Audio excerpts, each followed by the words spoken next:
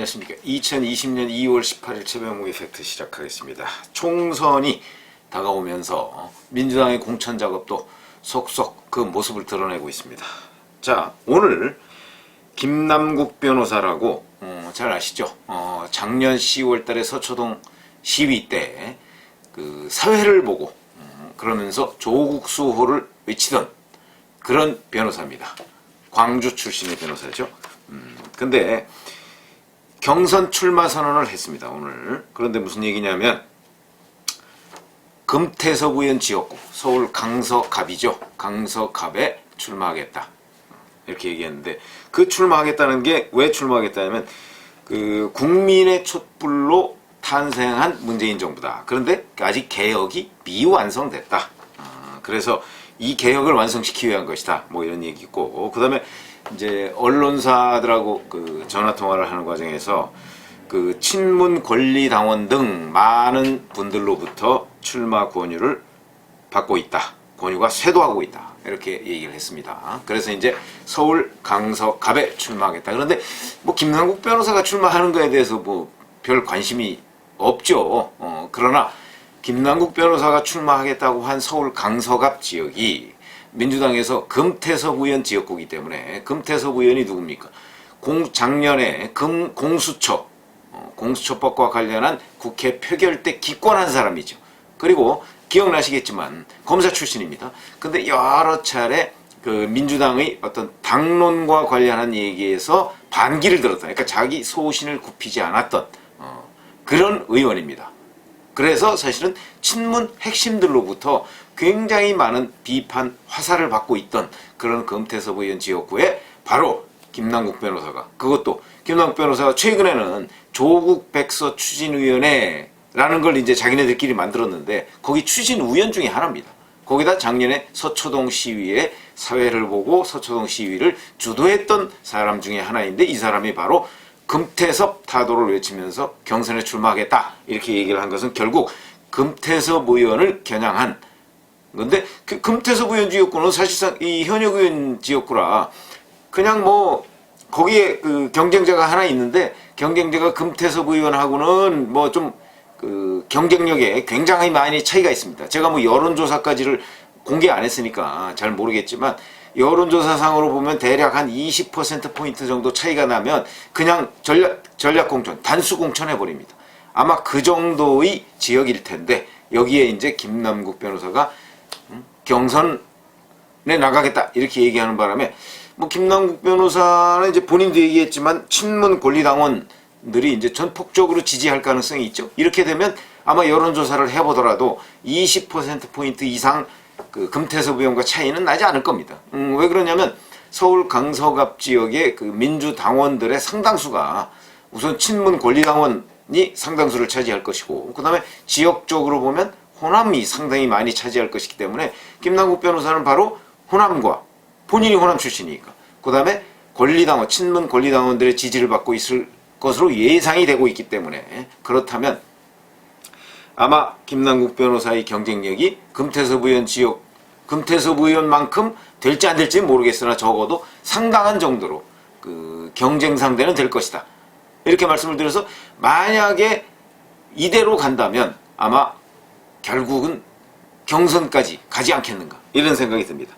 그래서 이제 왜 그러면 김남국 변호사의 등장에 대해서 사람들이 관심을 갖느냐, 뭐 진중권 전 동양대 교수도 민주당이 드디어 미쳤다, 뭐 이런 표현까지 써가면서 얘기를 하고 있는데, 그거는 무슨 얘기냐면 조국이라는 이름을 이번 총선에서 다시 불러들였다. 그렇지 않아도 친문들은 조국 수호를 외쳤던 핵심 인물들입니다.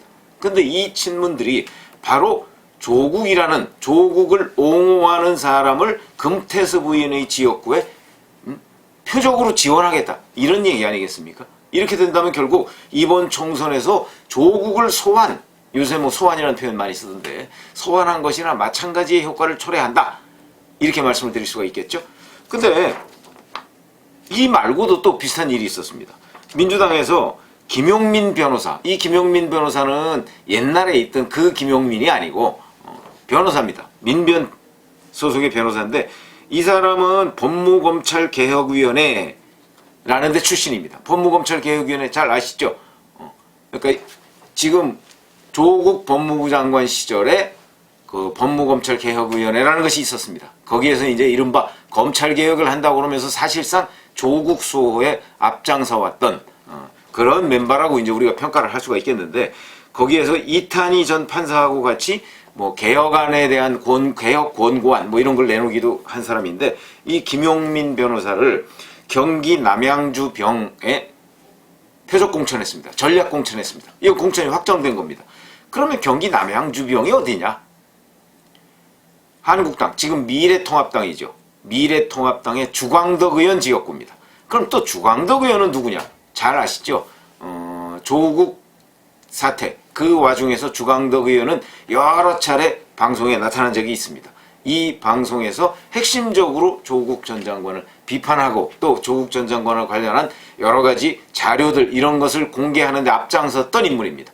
그러니까 이 지역구에, 이 경기 남양주 병에 김용민 변호사를 영입해서 전략 공천했다는 얘기는 결국은 자객 공천을 했다는 얘기죠. 주광덕 의원은 반드시 떨어뜨려야 되겠다. 왜? 주광덕 의원이 조국 전 장관을 공격하는데 앞장섰기 때문에 그 사람을 조국 장관 시절의 법무검찰개혁위원회 멤버였던 사람을 공천을 해서 떨어뜨리겠다. 이런 얘기 아니겠습니까? 이것도 역시 자객 공천인데 하필이면 거기에 법무검찰개혁위원 출신을 공천을 했다. 이런 얘기죠. 이렇게 되면 또 이 경기 남양주병에서도 김용민 변호사와 주광덕 의원 간에 결국 조국 대전, 조국을 가지고 싸우게 됩니다. 그렇게 되면 결국은 이제 거기서 남양주병에서 조국 얘기가 뭐 계속해서 선거 과정에서 거론이 되겠죠. 서울 강서갑 여기는 또 경선 과정에서 계속 조국 얘기가 거론이 되겠죠. 이렇게 되면 결국 이번 총선에서 일단 두 개의 지역구에서 조국 얘기가 나올 수밖에 없고, 그 다음에 현역 의원으로서는 유일하게 현재까지 컷오프 된 지역이 과천 의왕의 신창현 의원 지역입니다. 신창현 의원이 컷오프 됐습니다. 물론 뭐 재심 요청한다고 했지만 뭐 본인이 재심 요청해서 안 받아들여도 뭐 승복하겠다 이렇게 얘기를 했기 때문에 컷오프 된 거나 마찬가지인데, 컷오프 된 이유는 사실은 그 신창현 의원이 잘 기억나시면 알겠지만 과거 그 왜 신도시 만들 때 그 도면 같은 거 유출한 바로 그 사람입니다. 이번에 뭐 그 도면 유출한 그 일 때문에 아마 이제 현역에서 컷오프 됐는지는 뭐 분명하지가 않습니다. 그리고 또 전력으로 보면 추미애 대표 시절에 비서실장이었습니다. 그래서 일각에서는 추미애 대표 추미애 법무장관, 현재 추미애 법무장관과 가까운 사람들을 다 쳐내는 거 아니냐. 그 대표적인 사람이 바로 신창현 의원, 초대 비서실장이었죠. 그 다음에 거기에 뭐 무슨 정무실장인가 뭐 하던 강희용 씨라고 있었습니다. 강희용 씨가 서울 동작을의 지역위원장입니다. 나경원 의원 지역구죠. 근데 동작을도 전략공천 지역으로 지정을 했습니다. 그러면은 거기도 강희용 지역위원장이 탈락한 겁니다. 그래서 이제 추미애 법무장관 계열은 완전히 그 전부 다 아웃시켰다 이렇게 평가한 사람도 있는데, 그거는 사실과 다릅니다. 무슨 얘기냐면 신창현 지역구는 신창현 의원의 경우 지난번에 신도시 3기 신도시와 관련한 뭐 자료 유출 뭐 이런 것도 있지만, 아마도 지금 당 주변에서는 그 과천 의왕에 친문 누군가를 낙하산 공천하기 위해서 신창현 의원을 아웃시켰다 이런 설들이 많이 있습니다. 그렇다면 뭐 이게 추미애 법무부 장관 계열을 뭐 전부 다 아웃시키기 위해서 뭐 어쩌고 했다 하는 거는 좀 사실과 다른 얘기죠. 사실과 다르고, 그런 점에서 본다면 아마 추미애 법무장관 계열을 그 계보라고 할 수 있는 가까운 사람을 전부 다 아웃시킨 거는 아니다. 우선 신창현 의원의 경우에도 친문 누군가를 낙하산하니까 그러니까 친문한테 밀려났을 가능성이 매우 높은 것이죠. 아직 그 친문이 누군지는 모르지만. 그 다음에 강희용 지역위원장의 경우에는 강희용 지역위원장 가지고서 지금 나경원 의원에 대항할 수가 없습니다. 아마 당에서 그런 판단을 한 것으로 보입니다. 그러니까 강희용 지역위원장이 추미애 법무장관이 대표 시절에 거기에 무슨 실장을 했다고 해서 아웃시킨 것이 아니고, 강희용 지역위원장으로서는 나경원 의원에 대항할 수가 없으니까 나경원 의원과 대항할 수 있는 보다 거물급 또는 인지도가 높은 인물을 서울 동작을에 공천을 하겠다라는 판단 아래 거기를 전략 공천 지역으로 선정을 한 것이다. 이게 뭐 추미애 법무부 장관하고 가깝기 때문이 아니다. 이렇게 말씀을 드릴 수가 있겠죠. 그래서 여하튼 그 지역에 지금 전략공천 지역으로 했는데 어찌됐든 간에 그러니까 무슨 얘기냐면 그 김남국 변호사가 강서갑에 출마 선언을 한 것, 그 다음에 조국 전 장관의 법무검찰개혁위원회 멤버였던 김용민 변호사를 바로 조국 전 장관 공격에 앞장섰던 주광덕 의원 지역구에 공천을 한 것, 그 다음에 이제 여러 그 친문 세력들이 또 그 이제 뭐 조국수호 뭐 이렇게 외쳤던 친문 세력들이 어차피 핵심 친문 세력들은 조국수호를 외치고 있었습니다. 그러니까 그 사람들이 서울의 곳곳에 공천을 지금 받을 것입니다. 아직 거기까지 가지는 않았지만 그렇게 된다면 결국 친문 핵심들이 조국이라는 사람을 총선장에 총선 선거 현장에 불러들였다 이렇게 말씀을 드릴 수가 있고, 자 그러면 이제 여기서 금태섭 의원이 오늘 그 기자들하고 만나서 이런 얘기했습니다. 서울 강서갑이 19대 노원갑이 돼서는 안 된다 이런 식의 얘기를 했습니다. 그게 무슨 얘기냐? 19대 노원갑에 지금 이 김용민 변호사와 동명이인인 김용민 씨라고 있죠. 요즘에는 뭐 방송인이 됐던데 뭐 저 지상파 어디 뭐 라디오 이런 거 하고 과거에 낙검수 멤버였습니다.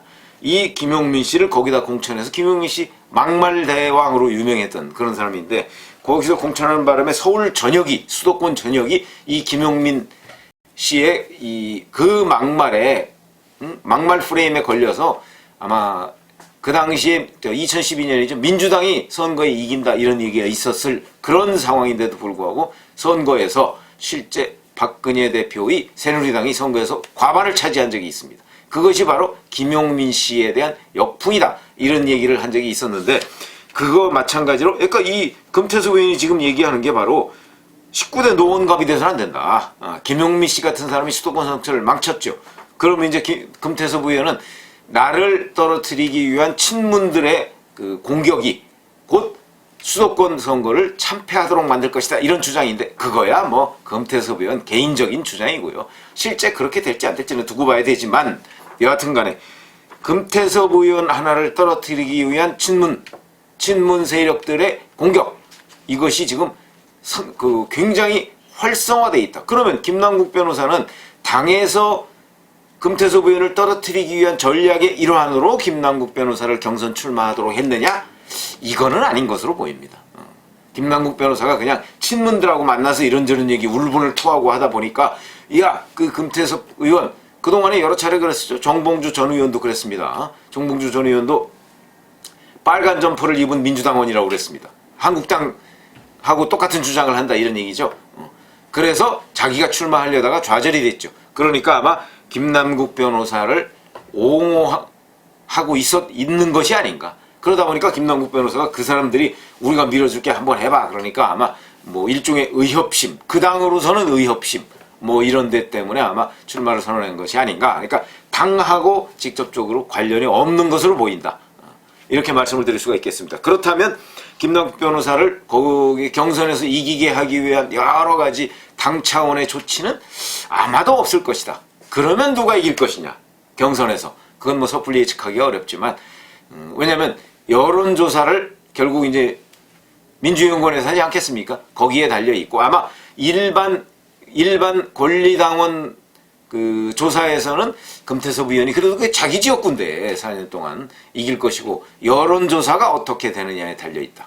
근데 여론조사를 제가 섣불리 말씀드릴 수 없는 게 이 여론조사는 또 당의 힘이 입김이 굉장히 많이 작용해서 뭐 한간에서 일각에서는 여론조사는 조작이다 이렇게 얘기하는 사람도 있으니까 그거를 일반 국민의 일반 유권자들의 여론이다. 일반 유권자들의 여론이라면 저는 당연히 금태섭 의원이 될 것이다 라고 보는데 이거는 일반 유권자들의 여론조사라고 하기에는 현재로서는 명확하게 자신있게 얘기하기 어렵다 하는 점에서 본다면 일단 뭐 둘 중에 누가 승자가 될 것이냐는 건 섣불리 제가 예단하지는 않겠습니다. 그러나 아마 공정하다면 금태섭 의원이 될 것이다. 그리고 김남국 변호사를 거기 경선 출마시킨 것은 당의 공식 입장은 아닐 것이다. 저는 이렇게 봅니다. 자 그러면 조국 사태 때 사실은 여론조사가 여러 군데서 많이 나왔었는데 그때 어떤 여론조사가 나왔습니까? 대략 6대4 그러니까 60% 정도가 조국 전 법무부 장관을 임명하면 안 된다 이런 입장이었습니다. 그렇다면 조국을 불러들이면 선거는 어떻게 되겠습니까? 거의 6대4로 특히 젊은 층으로부터 외면받을 것이다. 이 얘기는 곧 어제 출범한 미래통합당의 서광이 비치는 것이다. 친문 핵심들이 자기들의 소신을 관철시키기 위해서 이런 조국 수호를 외치던 사람들을 총선 정치 현장에 불러들였지만 그 불러들인 것이 곧바로 반작용을 일으켜 역풍을 불러와서 결국은 미래통합당, 과거 한국당 계열 또는 새로운 보수당 계열 이 사람들의 당선에 도움이 될 것이다. 그래서 제가 미래통합당의 서광이 비쳤다. 이런 말씀을 드리는 것입니다. 앞으로 이 진전 과정, 그러니까 조국 수호를 외치던 친문 세력들이 얼마나 조국 전 장관을 다시 정치 현장으로 불러들이느냐.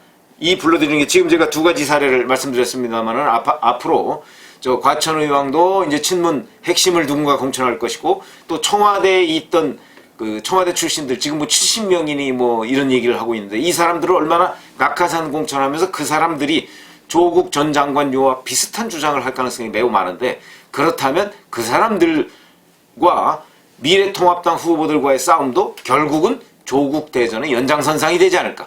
이렇게 된다면 미래통합당에 상당한 정도로 유리한 국면이 조성될 것이다.